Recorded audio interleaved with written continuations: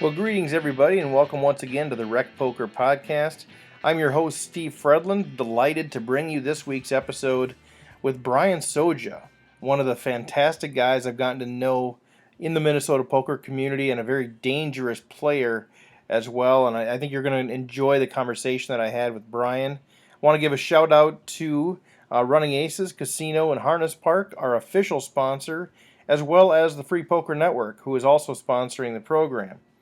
We've recorded this prior to my going out to Las Vegas, so while you're listening to this, hopefully I'm in day 2 of the marathon. Started on Monday, we're releasing this on Tuesday. Hopefully I'll be in the marathon a few more days as well. So going out there with a few guys, we're also going to play some dailies.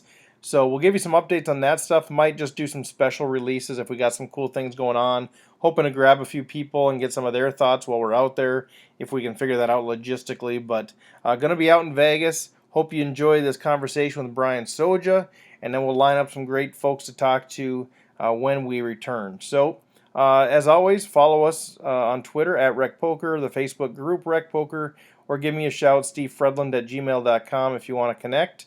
With that, let's turn it over and hear what the young Mr. Brian Soja has to say. Well, welcome everybody, sitting here and actually Skyping here with Mr. Brian Soja. What's going on, Brian? Not much, Steve. It's been, I just got back from Vegas a couple days ago, so I'm finally fully recovered now, 2 days later, but just looking forward to chatting with you. I've always enjoyed letting you pick my brain and me picking yours, and you've done a lot of great things for the poker community in Minnesota, which I appreciate. So thanks for having me. Thanks for that. I don't know how much you're picking my brain, but I'll pick your brain. That's the advantage of doing these podcasts, that I get to hear from the greatest players in the state and people that I've gotten to know a little bit. Your generosity from All In for Africa has been huge, so thanks for that. But I'm always trying to pick your brain. I'm always trying to figure out how you play and how it is that you always end up with my chips. So I have an ulterior motive here, and that's to figure out how it is that you play. So. Well, you're one of the very few people that I end up with chips from lately. Yeah, okay, come on now. I don't buy that for a second. But why don't we just start a little bit, talk a bit about, I know you've kind of got an interesting journey in terms of how you got into poker. So tell me a little bit about that story, and then take us through to like what you're now playing. Like, where do you play? What do you play? Do you play live, cash? Tell us a little bit about your story and what you're doing now. Sure. So, like a lot of people probably from my generation, I'm not in my 20s or 30s anymore, but a lot of people around my age that still play the game and have a passion for the game probably learned it the same way I did, which was growing up as a child and seeing it as a game that my father used to play. He used to have not a regular, like weekly or for sure every month home game, but it was a fairly regular game when I was really, really young, and it was a 7-card stud game. It wasn't a dealer's choice game. It was strictly 7-card stud, and I used to just watch, and I didn't, I taught myself how to like do early math, like addition, subtraction, some little multiplication and stuff, just from a deck of playing cards on my own. I never went to kindergarten, stuff like that. I just learned how to do math on my own from playing cards. I think I was an only child for many, many years, and so I played by myself. But anyway, so I would watch them play, and this is 5-6 years old. And after a while, I started asking my dad, "Hey, let me play," which 5-6-year-old kid, nobody wants to let them play. Well, eventually they did let me play, and I did extremely well. And so then, my dad was like, "I'm sorry, I'll never let my kid play again." Yeah, that's not very humbling at all. Yeah. And then they're like, "Well, no, let him play again. We need to try and get our money back." And then the next couple I kept winning, and so then they wouldn't let me play anymore. And that's where really my love of poker comes from, is from those early experiences. I always stayed with the game as I grew up. I was a football and hockey player. Whenever we went to camps or far away travel or whatever, the guys would get together in our, dorms or whatever, and we'd play whatever poker games, and I would always rack those up. And I had my first tournament experience underage with a fake ID at a casino, and I'm not going to say which one. I don't want to get anybody in trouble. And statute of limitations, I'm sure, are way gone. But... I'm sure it was somewhere in Europe, right? yeah, that's what it was. But it was a 7-card stud tournament, and I was like, I gotta find out how to do this or see what I really know, and I ended up winning. And after that, I was just kind of hooked while I was in. But I always around card games and like strategy games and things like that. I've always been fascinated with those types of things. I'm not real big into luck games, but anything that there's strategy around, I'm fascinated by. Big chess player. At one point, I was like nationally ranked in Risk of all things. That actually is a thing. I love Risk. It's a huge passion of mine. But so anyway, I played a lot of cards in college and such like that. This is going back 25 years, and would just play in a lot of home games and find out about them. And then I kind of fell off for a little while, and then I started playing online in the early days of party poker before the WPT and before the moneymaker boom and stuff like that, when it was kind of in its infancy. So I was around when the boom happened, which was also very nice for me. But all those years, I actually just mostly stuck with playing cash. And then a few years ago, I was, there was the egotistical side of me that said, I make a pretty good amount of money just playing cash, but all these tournament guys are the ones that get all the accolades. And so heading in 2012, I said, I'm going to take a shot at Player of the Year for 2013 for Minnesota. Okay. And April rolls around, and I'm like, I haven't played any tournaments yet. I'm not really doing very well on the POI. I should go play a tournament. And so I played the MSPT down at Canterbury, and I ended up taking second. And then I'm like, well, that was easy. And so I started playing a little bit more, and then I won the anniversary tournament at Running Aces just a couple months later, and I was off and running, and I was in the top 10, and everything was great. And then my second son was born in November, and I stopped playing again. So what year was that then? That was 2013. Okay. Since then, I used to play almost every night. I would be playing cash or whatever tournament kind of fit my fancy or whatever, but mostly cash. Since he was born, I really have taken a step back from poker. I still coach. I still have a number of students. I have something kind of in the works that I don't really want to talk about just yet, but it's pretty exciting. That's coming fairly soon. Okay. Cool. And then, I play here and there. Obviously, now in the last couple of years, I started working at Running Aces as a dealer, poker floor, tournament director. Mm-hmm. But that's not my job. My job's really to just be a dad now. Yeah. So I just kind of pick and choose. I don't play cash as much as I'd like to, and I don't play as many tournaments as I'd like to right now. But those days will come again. Yeah, there's a season for everything, and I mean, kudos to you for looking at your family situation, whatever that is. It's different for everybody, but realizing the best place for me right now is really be with my kids and take care of things there, and fit in poker as it works, and fit in the job as it works, and that sort of thing. And I think that's a great statement on who you are. And I'm sure you're you're chomping at the bit to get back on the felt more regularly, but I am, and that's what poker's always been for me, though. Even though I have a strong passion for it, it's always been a means to an end for me, and that is, it was a job where I could spend all day and even the evening with my family, but then still go to work. Right. And so, because the best cash games are always at night. Everybody kind of knows that. I mean, cash games during the day are rarely good.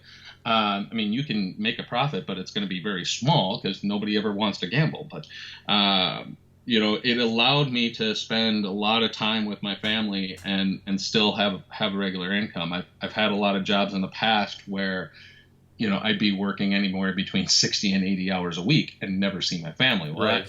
that's not anything I'm interested in. So playing poker for a living and being able to do that after family time was a big thing for me. And so the fact that I did have those tournament scores in 2013 was nice, because then that really made a big bump in my bankroll and allowed me to take a step back for the last few years and not play a lot and not have to worry about money coming in. Yeah. Oh, good stuff. Hey, so before we shift gears, the whole Patriots fan thing. Well, I mean, what are we talking about here? Are you from New England, or do I just have to be annoyed with you because you're a Minnesotan that wants to root for a winner? What's going on here? So I'm not from the New England area. I'm Minneapolis born and raised. Back in 1985, with the Chicago Bears, the Patriots faced them in the Super Bowl that year. And watching that game, and I mean, everybody knows it was a complete and utter blowout. Is that like Steve Grogan days, or what are we talking about? Yep. That would be Steve Grogan and William the Refrigerator Perry scoring a touchdown in the Super Bowl. And was that year? Was that the year? Yeah. Oh, okay. Yep. Okay. So, I was watching that game, and again, just as a small child at that point, watching that game and watching how the Patriots actually walked off the field with their heads held high, really spoke to me at that point. And they got crushed 72-3. I think that's right. But it was disgusting. But I was like, you know what? They're not walking off the field like they didn't belong there, or that they had anything to be ashamed of. And that really kind of spoke to me. And ever since then, I'm like, you know what? This is my team. I still follow the Vikings. I rue the day that if the Vikings and Patriots ever meet in the Super Bowl, my entire family's going to disown me. Yeah, that'll be the day that I take this episode off the air. Yeah. My mom actually still blames me for the wide left Gary Anderson kick, because she called me before that game and said, "We're going to the Super Bowl." I'm like, no, you're not. And so she says it's my fault. But that's where the Patriots thing started, and then it became like a love of all Boston sports. I love the Red Sox. So that's been a good run for me over the last 10 years. Nice to pick a winner. You're welcome for David Ortiz and Kevin Garnett. I mean, you're welcome. Right? Yeah, it's been great. The Boston sports resurgence has a lot to do with former Minnesota cast. So I mean, whatever we can do to develop talent for you. Yeah. It's been a good run, but there was a lot of losing years, and so I feel for Minnesota, but by the same token, now I'm like, but we're winners now, so yeah. All right. Well, we just need to get to the bottom of that, because I see this Patriots logo everywhere. I see your name, and I need to understand.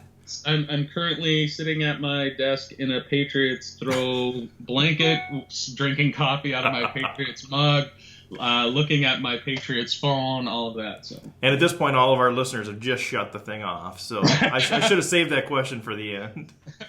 Well, let's get into a little bit more of the poker side of things. I'm curious. As somebody who's had a lot of success, and now you've got time to think about this. But as you look back on the history of you playing cards, what are some of those things that maybe used to be weaknesses for you that you somehow worked to improve, and how did you get better at those?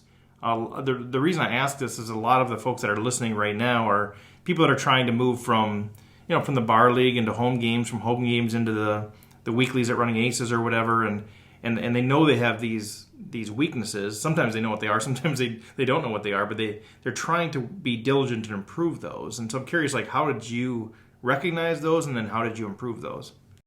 I think that one of the things that was not necessarily a weakness of mine, but it was just it was something that I needed to work on, was understanding the value of a tournament buy-in. And especially as we've been seeing a lot of tournaments now have unlimited re-entries, this is becoming a bigger and bigger issue. For me, I've never, well, not never, but for a long time, I really haven't had to worry about where my next paycheck was coming from, or if I had the funds to play whatever I wanted to play or buy whatever I want or anything like that. So, understanding the value of a tournament buy-in was something that I realized that I didn't really have a full grasp on when I would go to running aces and at one point the ladies edge tournament, the first one ever, like I personally funded 10% of that prize pool with all my buy-ins. Sounds a little bit like All In for Africa. Yeah, it does sound like All In for Africa. But how I kind of realized it is I went up to the cage on one particular tournament or whatever, and the guy working at the cashier's counter whipped out his lighter when I walked up there and pretended to light my player card on fire as I was handing him cash. And while it was a funny joke, and I already knew that about myself, like there is something about tournament poker, especially when there are either a certain number of reentries allowed or an unlimited number of reentries allowed. There is some strategy that goes into playing that, because when it comes to tournament poker, stack size is everything. And so, sometimes you'll take chances early on because you're trying to build a big stack. And if you miss your, straight flush draw or whatever, you can always just reload. Mm-hmm. So there is something to that. But by the same token, I think it's easy to get lost in, well, I can just reload. Especially when it's a cash player transitioning to tournament, that happens a lot. In cash games, you can buy in for whatever you're buying in for. In Minnesota, let's say you're playing to 100 and, kind of the standard buy-in's 300. Well, if you lose if you're going to go play that game, you understand that you're probably not just going there with $300 in your pocket. You're going there with anywhere between $600 and $1,200 to $1,500, because, things happen and you could get coolered right away and whatever. So you have enough to reload. Well, I kind of started that way with tournaments, and you can see it because that's where I came from, was cash, where, I'm playing this 150, but there's unlimited entries for the first however many levels. So, much like cash, I'm going to have, $800, $900 with me, and I'll reload a few times if I need to. And with each one of those buy-ins, your ROI just gets crippled. With tournaments, you can go 20, 30 tournaments in a row and never cash. Right.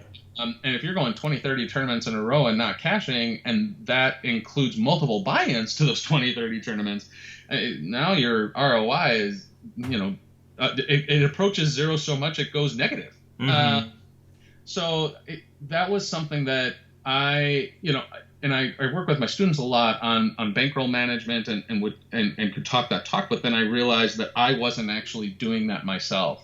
And so that was something where I had to readjust how I was accounting for multiple buy-ins.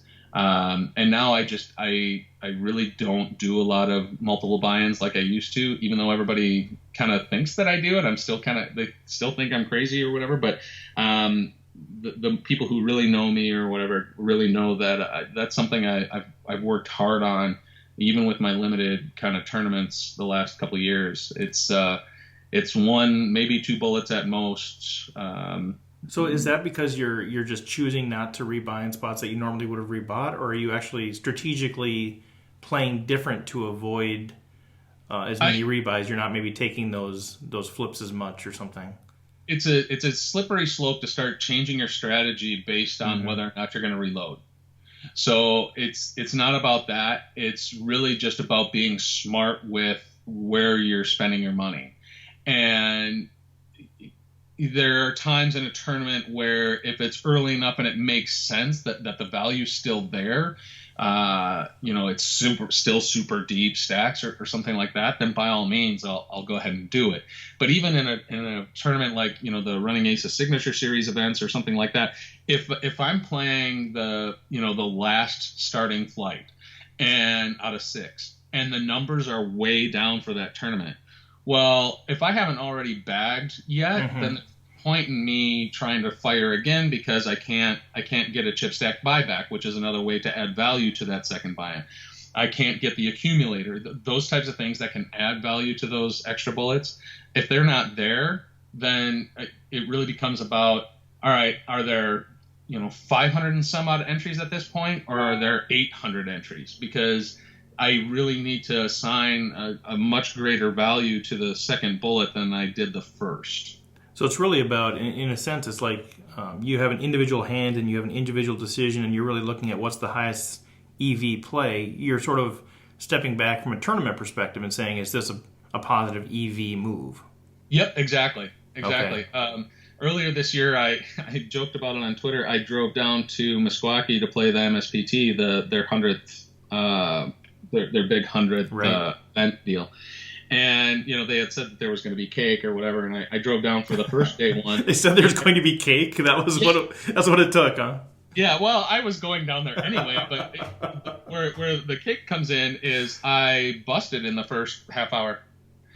And, so I'd spent, 4 hours in the car to go play this event, and I busted in the first half hour, and then I was like, well, is the value still here for me to fire a second bullet? And I was talking to some people on break. I waited around and talked to some people, and at the end of the day, the value was there, but what I had to give up when family time and whatever for that second bullet to come back down on Sunday, because I wasn't going to be able to stay there the whole weekend. The overall decision was, no, it's not worth it. So then I joked about, because they didn't have the cake on Friday, they had it on Saturday's flight, and I was down there on Friday. So then I got back to Minnesota, and I'm like, I drove 8 hours to play a half-hour poker, and I didn't even get my cake. So. Did you stop at a gas station on the way home to get some cake? Actually, I was smack dab in the middle of the diet that I've been on, and it was the first time I had McDonald's in like 3 months. Okay. And it was some of the most amazing McDonald's fries I had in a long, long time. So. Yeah, they're really good when you haven't had them for a while. Right? Yeah. Well, hey, let me just take a quick little break here. I want to thank our sponsor. We'll be right back. Running Aces Casino and Racetrack has the best poker room in Minnesota, featuring 24/7 promos on all cash poker games, including earning $2 per hour in comps, plus the most player-friendly tourney structures. Visit runaces.com for daily promotions and the tournament calendar. Running Aces Casino and Racetrack, the official sponsor of Rec Poker. All right, so Brian, let's shift gears a little bit. Here's a question for you. So if you could just snap your fingers and add any new element or any improvement to your game, what would it be? Experience. And I say that knowing that I have a lot of experience, but the last few years I haven't been playing nearly as much as I used to, and so there's a lot. Poker's an ever evolving game. And that's part of what I love about it. But by the same token, it's really hurting me that I haven't been playing as much. While I've still been reading a lot, I read all the books when the newest books when they come out. I spend a lot of time reading on the blogs and different strategy sites, and also talking with my students and kind of learning what they're experiencing. Dealing helps. For the times that I'm actually paying attention to what's going on. I find myself in spots now, much more now than I used to, where I don't exactly know what I'm going to do, or I get surprised by somebody's play. A lot of people, they don't really think about the situation that they're in until they're in it. But as a poker player, when you are, whether it's pre-flop or flop or whatever, you should already be thinking multiple streets ahead. And if I call here, my expectation is that their range is going to be this, and so therefore they're going to either do this or this or this. And if they do one of those three things, here's going to be my response, and this is why. And so for the most part, I'm used to being able to not even think about what I'm going to do in those spots because I've already made my plan before I got there. Well, while I still do that, I'm finding myself in situations where I had a plan and my opponent just shot it all to hell. So it's something I'm not really accustomed to. So the experience, when I say experience, it's having a lot more playing experience currently.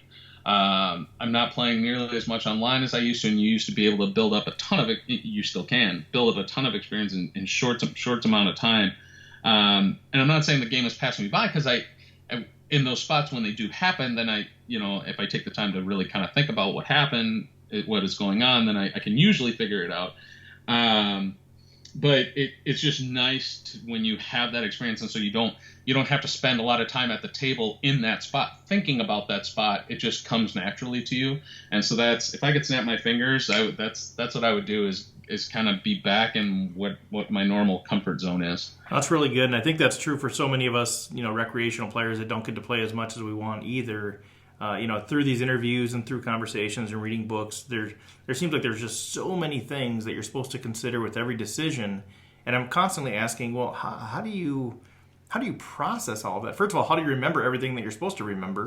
And then how do you process all of those things? And I think the thing that keeps coming up is a lot of it does become second nature, much like, what position am I in eventually becomes second nature. When you first start, you're thinking about what position am I in. Yeah, right. And so I agree with that. Like, I would just love to have the experience so that I don't have to constantly try to remind myself of whether it's opening hand ranges or 3-bet ranges, or, making sure that I check the stack sizes of the people that are in the pot with me, all of those things that I still have to almost manually try to remember.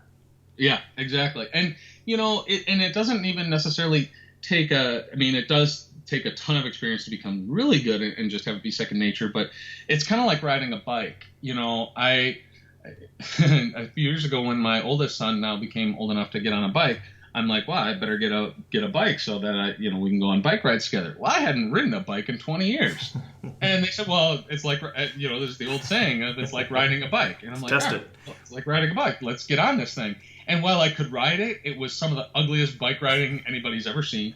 But it took a while, and it doesn't really take that long, and then all of a sudden you can ride your bike again. Mm-hmm. Well, same thing for me right now with the experience, because I have such a backlog of experience. Even when I do take a step back and don't play as much, when I do have even just short bursts of a lot of activity, then it really kind of comes rushing back. So leading up to the World Series last week, when I was out there, I was playing a fairly decent amount, so that when I got there, I would feel really kind of in that groove. And even though other than one event, I didn't really go deep in anything, a lot of that was right there for me. And so that, I think that contributed a lot to the one deep run that I did have. And then I had that to fall back on. And just being back at the table again, and being a player, and seeing how people are playing their cards, and understanding, what their ranges are, and what they're thinking, and those types of things. Like, it all just comes rushing back, and then you stop thinking and you just start playing. Right. And that's there's a lot of different types of players out there, and while I am a thinking player, I'm a thinking player away from the table generally. There are times when I'm at the table where I'm really kind of thinking about what's going on, but for the most part, I'm not a feel player, but I'm very much an instinctual player. I kind of let the game come to me, and so when I get into that zone where I'm not thinking at all at the table, and I'm just playing, that's where I'm at my most comfortable. Yeah, that's a good way to kind of think about the symptom of, how do I know I'm in the zone? How do I know I'm playing my A game? If you're not kind of thinking through strategically some of those things, they're just second nature, and I think that's fantastic. Yep. So now, shifting gears again, I guess when you think about, especially with regard to tournament poker, just because that's all I play. I don't play cash at all. So it's my podcast. I'm selfish, whatever. And I need to know how to beat you. But when you think about tournament poker specifically, and you can get into cash if you want, but the biggest mistakes that you see players making. So obviously you're playing different tournaments with different players. There's different levels of experience in people. But if you could bucket those, or specifically, what are those mistakes that you continue to see players making all the time that we should maybe pay attention to? I think it's different for everyone. Every player makes mistakes. World-class players make mistakes. Everybody makes mistakes. And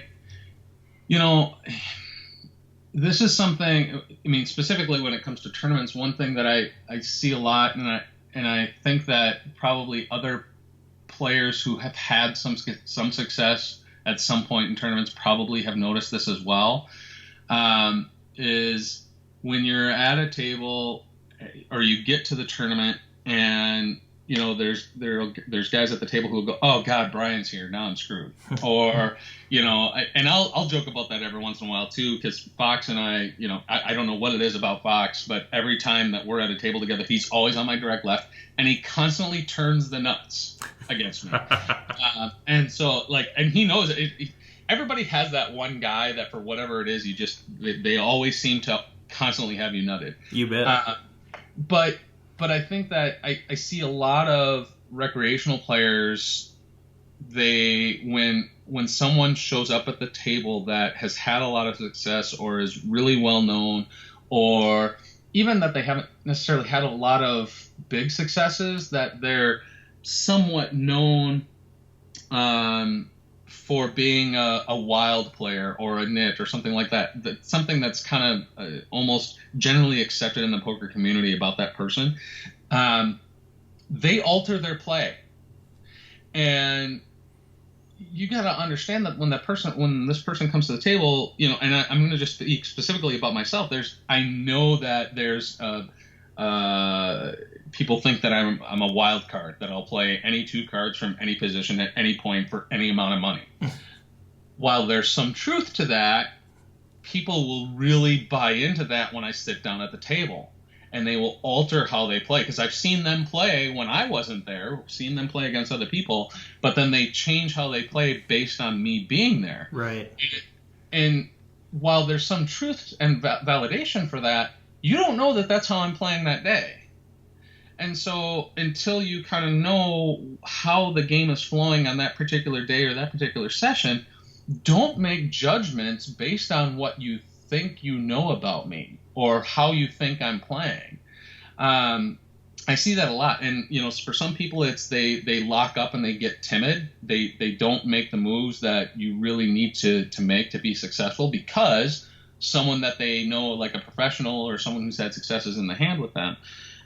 Some people just refuse to fold because they want to get you, right? Mm-hmm. They want to be, you know what? I totally busted Soja, and this is what I did, and whatever. I'm known for, I think the best hand in poker is Queen 3, and if you doubt me, I can show you a bunch of statistics on it. Anyway, so they're like, I'm going to bust him with his own hand, or things like that. Right. And so there's a bunch of different ways that people will play differently based on who's sitting at the table, and that's all fine, well, and good, but they take it to extremes, and it gets them in trouble, and it gets them off their game. And I think that that's one of the, I've talked with a lot of pros over the years, that one of the things that they told me a lot of was, once they started having success, they stopped folding. And that was because people were constantly playing back at them so that they could bluff them. The scene at Founders where he talks about playing against Johnny Chan in Atlantic City, and he made Johnny Chan fold. He made the play on him. He's like, Johnny, do you have it? And he goes, I don't remember. That everybody wants to have that moment against whoever it is that they kind of look up to in the poker world. And so pros just were like, wow, I just don't fold anymore because they're always trying to bluff me. And so it's not that, but like I said, I just see people adjusting how they normally play based purely on reputation of someone else at the table, not how they're playing at the time. And I see that constantly. Even when I'm dealing in the box, I see it. I'll be dealing in the box, and I'll see someone playing a certain way, and then say Eric Wright all of a sudden gets moved to our table because the table broke or whatever, and that person goes into a completely different play style mode. Before Eric's even really gotten involved in a hand with them or anything like that, they just start changing how they're playing. Do you see them generally going tighter because they don't want to get mixed up, or do you see them going looser because they want to beat a player like that? I think it really kind of depends on the person. You just see but you can see the change obviously when you're dealing much easier. Well, and I see it. I mean, when I'm dealing, I'm only at a table 30 minutes at a time, so you're not seeing it as often, but I see it enough. But where I really see it is as a player, and I you can really kind of spend time watching how someone's playing, and then you notice a change. Excuse me, 1 second. My son is calling me. Sorry. While No. we were doing this, I had him take care of my youngest, and he wanted to make sure it was okay to play a video game with him. So. No problem at all, man. Your primary job is as the father, so there you go. We're just giving people insight into your job. So yeah, that's interesting. So any other, I guess if you think about other mistakes you see players make? Another big one is undervaluing their stack size. And what I mean by that is people go into panic mode way too early. Mm-hmm. They were conditioned from years of the WPT of talking about, no, they're under 20 big blinds, or they're under 15 big blinds, or now they're down to 10 big blinds. And they're, how many big blinds you have is a very important thing to understand, and knowing your shove fold ranges based on stack size, position, how many players are left, all of those things do matter. But I see people going into panic mode way too soon. Mm-hmm. Yeah, I'm certainly guilty of this. Yeah, and I've done it in the past too. But for instance, the daily deep stack that I played out in Vegas last week, it was 539 players. We were paying 81, and for the first hour I played, I had like 200 big blinds. I had kind of a fairly big stack early, and then it just kind of started. My stack that wasn't really growing as the blinds were going up, mm-hmm. and so it kept getting smaller and smaller and smaller. But the structure of the tournament and the levels and such like that, like I never went into panic mode about it. And then it before I knew it, it was down to 20 and less big blinds as we were approaching the bubble. And right after the bubble burst, I took a rough beat and I was down to 1.5 bigs. Mm-hmm. And just because I mean, that's full blown panic mode right there is 1.5 big. But then, I was able to pick a spot fairly quickly and double up. And then, after that, I started being in the kind of the 5 to 7 big blind range for a long time. And people think, well, you're 5 to 7 bigs, you just need to shove at any point, or you look down at any ace. Well, no, if there's a raise and a call in front of me, right, and I look down at ace-6 offsuit, what am I really hoping to gain with a shove here? Nobody has any. There's no fold equity, so mm-hmm. I'm gonna. Okay, fine. Instead of just doubling up, I'm gonna quadruple or quintuple up. But what am I really beating? I mean, they're gonna have aces, so then I'm down to 3 outs.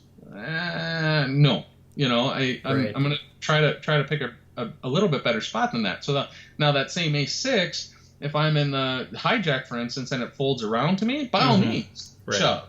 So being smart about the fact that your stack size is shorter than what you'd like it to be, and understanding the spots that you can use those chips, because they still have value. And it's beyond just knowing, okay, I've been picking, we should pick on that guy's big blind. Okay, well, you should, if he's not defending it enough, okay, by all means. But that doesn't mean be dumb with the chips that you have, and pick on that big blind. And I always think there's a big mental piece of that, because usually you get there because of either a bad beat or a failed bluff or, whatever. And so I feel like if you're just dropped into that situation, out of the blue, and you say, okay, here you have 8 big blinds, go. I think people would generally perform far better than having gone through the journey of going from 50 big blinds to 8 big blinds and having the mental issues associated with that. Because either, maybe you're embarrassed because of how you played, or, you tried to hero call and you were wrong, or, all of the different ways that you can go from 50 to 8 big blinds. I think there's an emotional thing. And I think that's where, whether it's through a coach like yourself or through somebody else, how do you overcome that emotional side so you don't continue to play suboptimally as a result? Yeah, absolutely. And that's where the experience comes into play again, because if you've been in those situations enough times and come back from them, then you know what it takes, and you know that it can be done, which is a big thing. Because a lot of people think, well, I'm never going to come back from this. Really, the first tournament I ever won at running aces, I was down to an ante. Like, I literally had an ante. That's it. That's all I had, and I was able to run it back up and won the tournament. So, and obviously, you need a lot of luck to make that happen. But it just, like you said, it's the experience of knowing it can happen. So if I can do it with an ante, yep. 5 big blinds or 10 big blinds certainly is not panic mode. Then okay, that's exactly, good. Exactly, and understanding the value of those chips. And in relation to, everybody else at the table, in relation to the cash that's being awarded, just understanding the value of those chips, and then, like I said, the experience of having been through it before. Well, good stuff. Let's take one more quick break, and then we'll hit the home stretch. Running Aces Casino and Racetrack has the best poker room in Minnesota, featuring 24/7 promos on all cash poker games, including earning $2 per hour in comps, plus the most player-friendly tourney structures. Visit runaces.com for daily promotions and the tournament calendar. Running Aces Casino and Racetrack, the official sponsor of Rec Poker. All right, so we are back and switching gears once again. Curious about, somebody with your experience, I often think, well, nobody really intimidates them. You mentioned maybe Fox has your number on some things, and we all have our, the one or two people that kind of have our number. But is there a certain type of opponent that's tough for you to face? Like, for some of us recreational players, it's the guy that's continually 3-betting. Yeah. For some of us, it might be a calling station, even though they can pay you off, but it's so frustrating when they keep calling you with nothing and hit. Or, are there other types of people that you just say, man, for whatever reason, I just struggle against this player type? The player type I really struggle against is people who are rude at the table. Oh, and yeah. It just goes against my core to, a lot of really good players and such, they use table talk to their advantage, and it throws people off tilt. And one of the beauties of being good at it is you don't just throw people on tilt that you're talking to, but then the other table. And so that's something that I struggle with. And so when I know a player like that is coming to my table, like I have an internal conversation with myself to kind of shut it out. And it's one of the rare times where I will pull my earphones out and listen to some music so that I'm not hearing them. But then I feel bad that I'm not sticking up for the people that are getting picked on and such like that. So I struggle with that too. But that's something that, I'm all for table talk as long as it's respectful. Right. I like to have a lot of fun at the table, and I'll talk, and, I like that aspect of the game. That's part of the beauty of poker, is that it is a very social game. But when people take it too far and such like that, it tends to, because it just kind of goes against the core of who I am, then it starts to throw my game off a little bit. So you can tell you're trying to play maybe suboptimally, or at least, either you want to knock them out, or there's just something is off. Yeah, I just know that something's off. I don't particularly target them or anything like that, but all of a sudden I'm not in my comfort zone. Right. And anytime I'm not in my comfort zone, I start to question whether or not I really am playing my best. Now, sometimes I do, but sometimes I don't.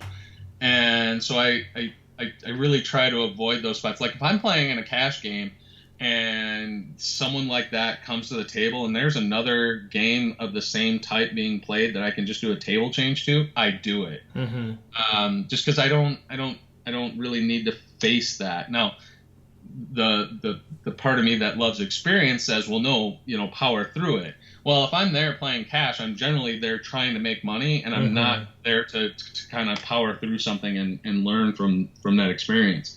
So I'm going to go ahead and make that table change. But I really struggle with that. I do know ways to kind of combat that, and really, the headphone thing is kind of more of a Band-Aid, but it works for me. And so for now, I kind of stick with that. But that really just throws me off. And part of that, though, is because it's throwing me off, and or they're doing that, then I know it's throwing everybody else off. So now kind of where I was playing at and kind of understood the dynamics of the game, now all of it has changed. Right. Whenever someone comes to the table, the dynamics are going to change a little bit. But for the most part, a tiger doesn't change their stripes. And so people kind of play the same way no matter what. But then when someone like that comes to the table and just throws everything out of whack, well, now I'm having to relearn, start over from scratch. And it just makes you wonder, if somebody's 3-betting them, are they doing that because they have the goods, because they normally would 3-bet here, or are they just sick of them and they want to push back? And is that an opportunity for you?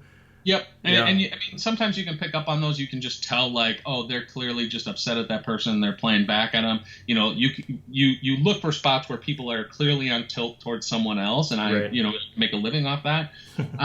But when someone like that disruptive just comes to the table and is just that way, you never know what it's going to be. And so that's the thing I struggle with the most. I don't like it. So do you just always come prepared? Do you kind of have a backpack or a kit that has certain things in it, and you just know, okay, well, I'm going to always bring my headphones just because I might encounter this, and if so, are there other things that you bring just in case? The headphones is, I actually don't bring them with me enough. Okay. I find myself forgetting them, and I'm like, oh, damn it.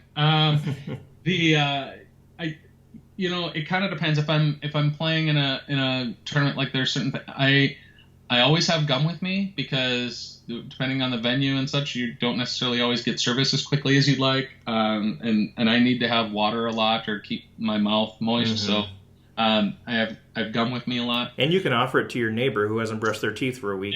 Exactly. Although I really would, if I didn't work at a casino, I might start like bringing with me aerosol sprays into the air, because there's way too many people who don't know what water and soap are. Right. I always have my phone. I always have a backup charger for my phone. If I'm playing in a big tournament that's going to be 12, 14, 16 hour day one or something like that, or a long day two, I always have like healthy snacks with me. Mm-hmm.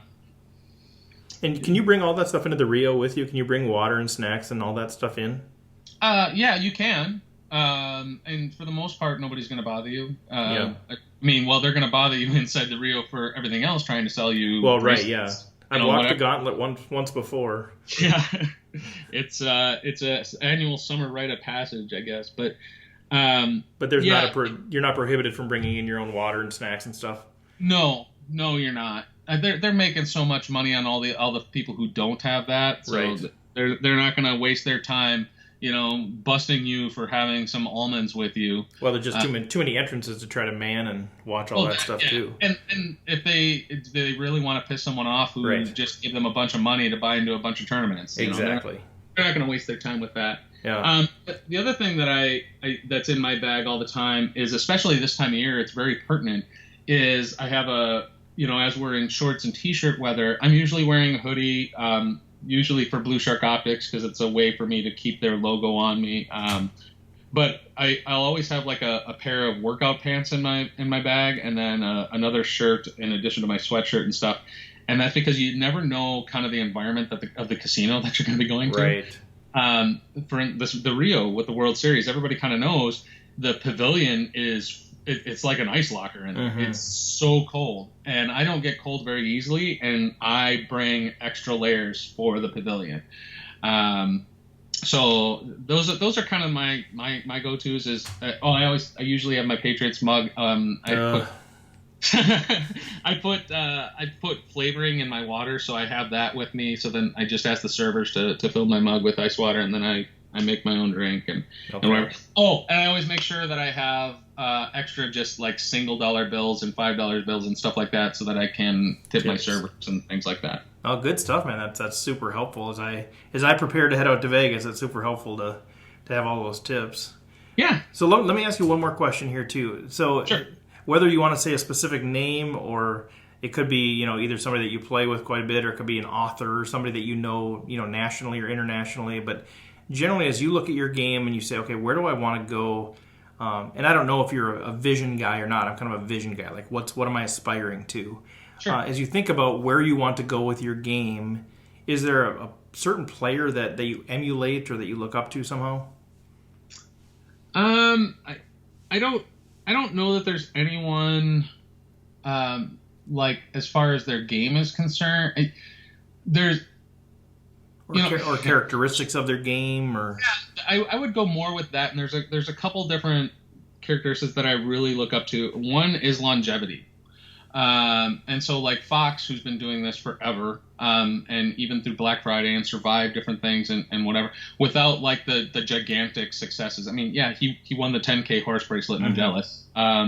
But it's not like he's Phil Ivey or Daniel Negreanu or somebody like that who won millions and millions of multiple bracelets and stuff like that. But the fact that he's had longevity through a lot of adversity in the poker world is something that I really admire and respect.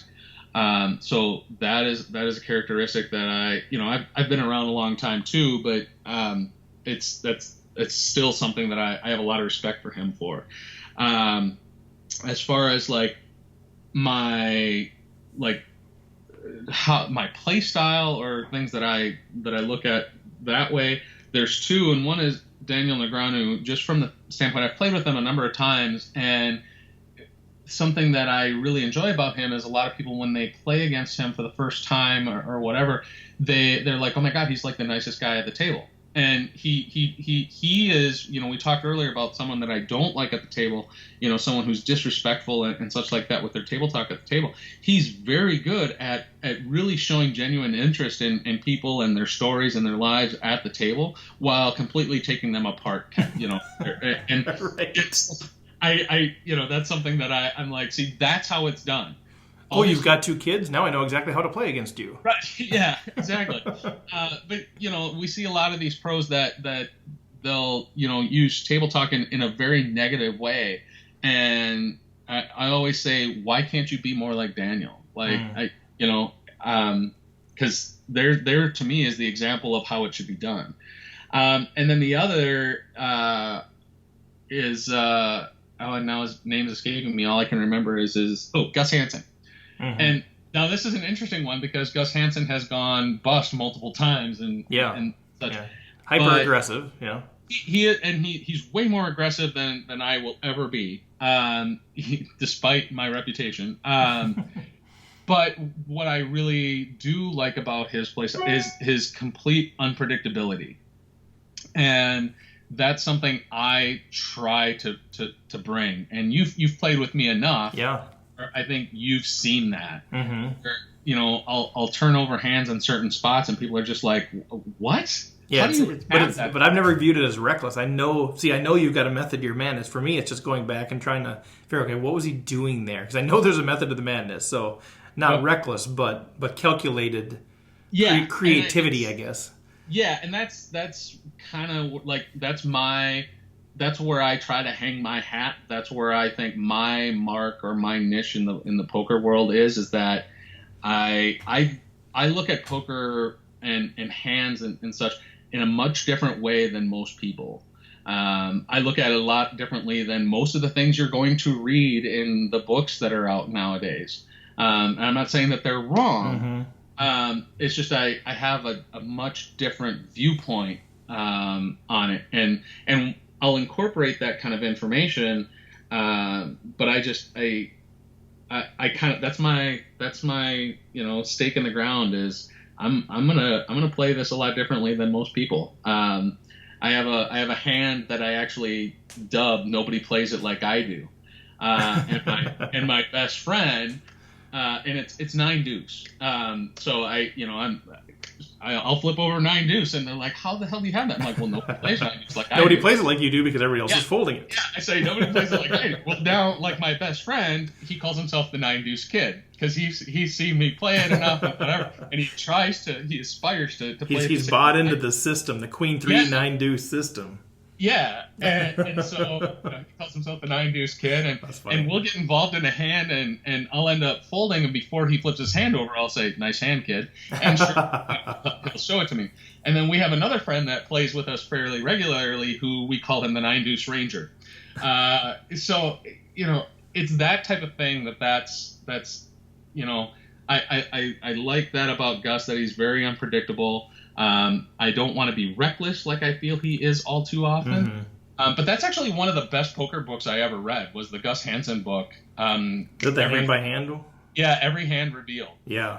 Very interesting, like reading his thought processes. I've read a lot of poker books over the years, but that's the one that I really kind of connect the most with, because as scary as it sounds, him and I think a lot alike. And so, that's a little scary. But yeah, that's my stake in the ground. I like to be unpredictable. I just don't want. That's poker though, right? If you're always playing the same way every time, then you're exploitable. Well, you gotta give action to get action. You gotta, all of those things come into play as well. People always wonder why their aces or their sets don't get paid off, and well, because the only time the only thing you've ever shown is monsters, and so it's harder to get paid off there. Yep. So, we've got to wrap up, and literally I could talk to you for hours. I think I'd said, let's do 20 or 30 minutes, and it's been an hour, so.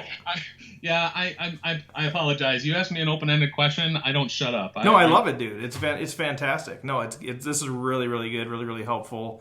Love to circle back with you at some point and, do more hand history, some specific things. But as we close off, I guess, are you currently taking students, or... is that an active thing that you're doing? Should people contact you, or are you pretty much got what you're going to do? And I'm always open to working with someone. I think that one of the things about coaching that sometimes people get a misconception that they have to spend a ton of time with their coach, and or they can only have one coach. And I don't believe in that. I think that. And I work with a lot of people who have multiple coaches that work on different parts of their game. Some people have a coach that just works with them on their cash game. Some people have a coach that then works on them with their MTTs or their S&Gs, or, and a lot of people should have someone that helps them kind of with the emotional side of the game, or preparation and those types of things. And so I'm not an all-encompassing coach, but I'm very good at helping you with particular aspects of whatever it is that you're looking for. I can help with that. So I'll always take on, well, not always, because if I ever do reach capacity, I'll say so. But I'm not one of these types of coaches that, well, it's going to be, $500 an hour, well, $200 an hour or something like that. I tend to work with people based on where their bankroll is at and how much they're going to use me. So by all means, if there's anyone out there that thinks that they can benefit by working with me, I'm more than happy to talk with them. Typically how I work it out is I have a questionnaire that is boilerplate that I send to everyone. And once they answer that, then I kind of come up with a profile and how I think I can help them and what particular aspects I can help them with. And then we go from there. So anyone can reach me on Twitter, mnpatsfanpoker. My email address, soja.brian@gmail.com. You can also tag me through my website, even though I haven't posted on my website in a couple of years. It's still active, and I still get messages and notifications from it. So you can go to briansoja.com and message me there. Any avenue through that, by all means, feel free to reach out to me, and we'll see how I can help. Yeah, certainly. If people out there listening, if you're interested, get a hold of Brian. If you missed some of that, you get a hold of me, and I can connect you as well. I know you better than some of the people that I've interviewed. My impression of you is just a good guy. And so I got you fooled. As you guys are looking at potential coaches and who's out there and how you want to improve your game, if you're looking for a guy who's going to be I guess really, really honest, really transparent, and just a good guy to get to know and eventually become a good friend of yours, probably, I think Brian is a great option for y'all. Well, thank you. I'm flattered that you would even say those things. So well, later I'll edit that out and tell the truth. But since you're on the line right now, no, seriously, I think I have a lot of respect for you as a person first and foremost, and then your game, based on what I've seen of it, destroys me. So I think it's a pretty lethal combination for a coach. And like you would say, probably even like with your Gus Hansen thing and with coaching, it all comes down to personality. It's got to be a good personality fit. I tried to play a certain style, and I'm like, that's just not me. Yeah. I can force myself to do it, but it's not me. And so you think about your framework for how you play and how what tournament, whether it's tournaments or cash or all of those things, I think largely are based on our experience and our personality on what's a good fit. And so coaching, I don't think would be any different.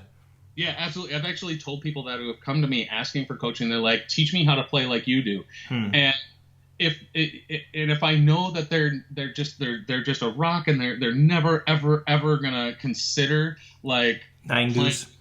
I once 6-bet a 10-4 offsuit pre-flop that it was a bet, or it was a raise call into me, and I just looked around the table. I'm like, right. Everybody hates their hand, and I'm going to raise again, and so I did, and then everybody ended up calling. But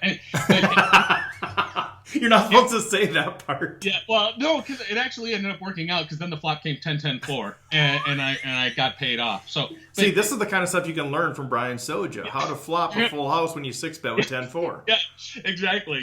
How to have a sick deck read is really what you learn from me.